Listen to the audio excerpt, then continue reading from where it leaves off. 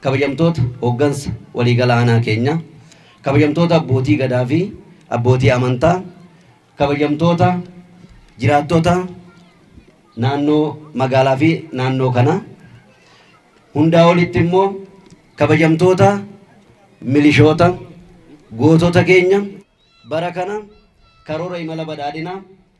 akka aanaa keenyaattis godina keenyaattis ta'e akka Oromiyaatti akkasumas akka biyya teenyaatti qabame karoora xiiqii milkeessuu keessatti olaantummaan seeraa nageenyi mirkanaa'uun baay'ee murteessaadha waan ta'eef qaama karoora xiiqiidhaa kan ta'e caasaa nageenyaa keenya yeroo adda addaatti leenjisaa turree jirra.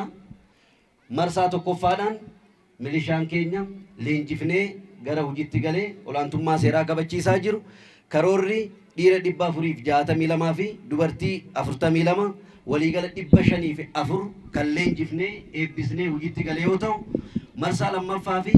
keessaafuu sadarkaa irratti eebbarra kan jiran milishaan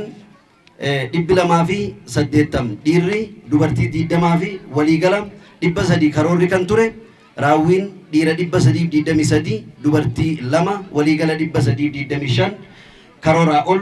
leenjii sagantaa eebbaa irraatiif kan ga'e yoo ta'u,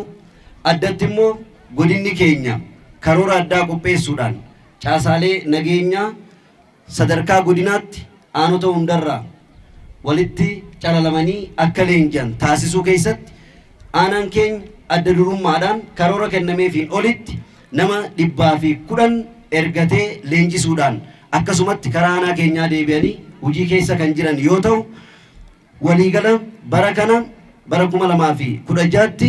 karoora dhiira 842 dubartii 62 904 karoora keenya yoo ta'u, raawwiin dhiira 1021 fi dubartii 44 waliigala 1075 gootota milishaa keenya kan eebbifnee guyyaa irraatii wajjin gara hojiitti galuudhaaf kan deeman ta'uu isaati jechuudha. Kana yoon jedhu akka waliigalaatti bara baraan milishaa keenya ijaaruun, leenjisuun, hidhachiisuun cimsinee gara hojiitti bobbaasaa turre. Waliigala akka aanaatti hamma guyyaa irraatti jechuudha dhiira 2920 fi dubartii 126 waliigala 3046 hojii irratti isa kana dabalatee kan bobba'anii jiran yoo ta'u,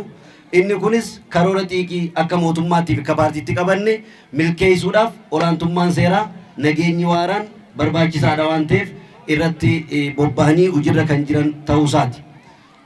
Kana yoon jedhu dhaamsiin dhaammadhu milishaa ummataati, kophee ummataati, akkasuma tajaajilaa ummataati. Nageenya ummata keessanii mirkaneessuu keessatti, saamicha ummata keessanii irraa hambisuu keessatti, diina ummata keenyaa kan ta'e shanee dhabamsiisuu keessatti, olaantummaa seeraa waliigalaan mirkaneessuu keessatti gahee keessan akka baattan jechaa itti aansee kabajamoo itti aanaan bulchaa godina Harargee lixaa obbo Tashooma Kabbada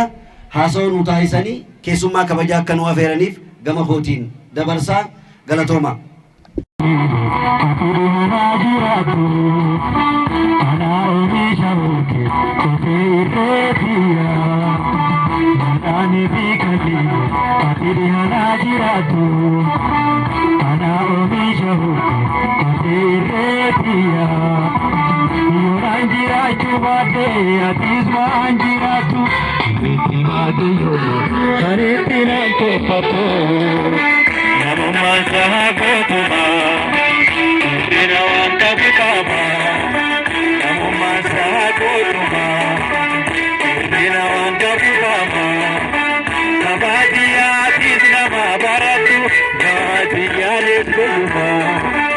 Abadi